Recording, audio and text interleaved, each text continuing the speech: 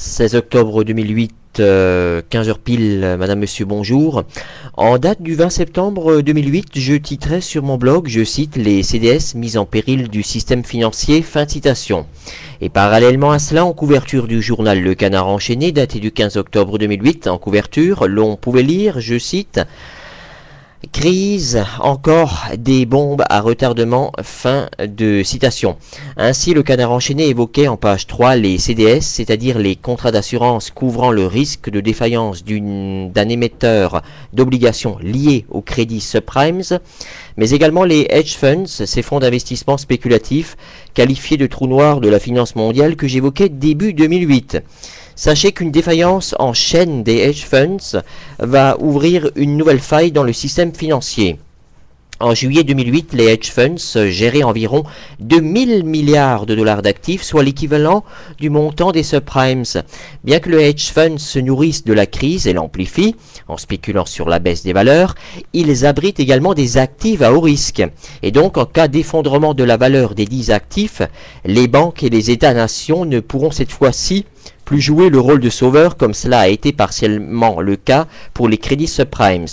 Et attention, comme si tout cela ne suffisait pas, beaucoup d'enseignes bancaires françaises ont confié des capitaux à ces fonds spéculatifs hedge funds.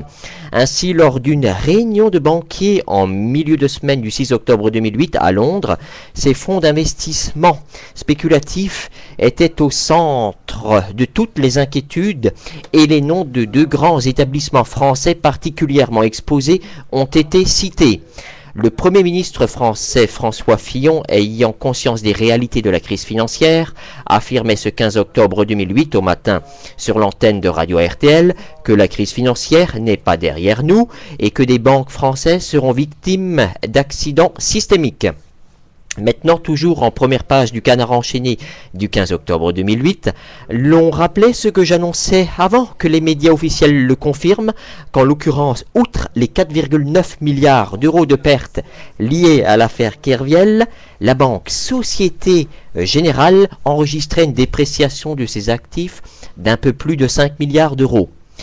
Maintenant, pour résumer la situation financière actuelle, sachez que les plans de sauvetage proposés par les États-nations européens et américains ne couvrent grosso modo qu'un tiers des dépréciations d'actifs enregistrées, les 2 tiers restants et à venir étant composés par les CDS et les hedge funds, mais là, les États-nations capituleront. Le système financier international s'effondrera alors intégralement, tel un château de cartes.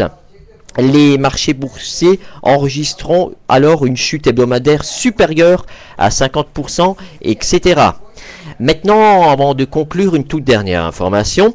Selon un responsable du GATA, donc le GATA qui est une organisation basée aux États-Unis, son objectif est de lutter contre la manipulation du cours de l'or par l'administration américaine. Donc ce responsable du GATA, donc a informé les directeurs des succursales de la Bank of America. Donc la Bank of America, les directeurs des succursales de la Bank of America ont reçu un document en provenance de la Banque centrale américaine, les informant qu'ils devraient se tenir prêts à la forte éventualité d'une fermeture pendant une semaine à cause de la situation dramatique du système bancaire mondial. Cette fermeture serait universelle et inclurait les comptes chèques, les comptes épargne et les cartes de crédit, distributeurs, terminaux. Donc tous ces produits financiers bancaires seraient indisponibles pendant au moins une semaine. Par ailleurs, les responsables de la banque BofA viennent de recevoir plusieurs caisses de panneaux sur lesquels est écrit à l'intention de la clientèle, je cite, « Veuillez nous excuser, mais à cause de circonstances indépendantes de notre volonté, nous ne pouvons ouvrir en ce moment. » Fin de citation. Voilà, je vous remercie toutes et tous de l'écoute. À plus.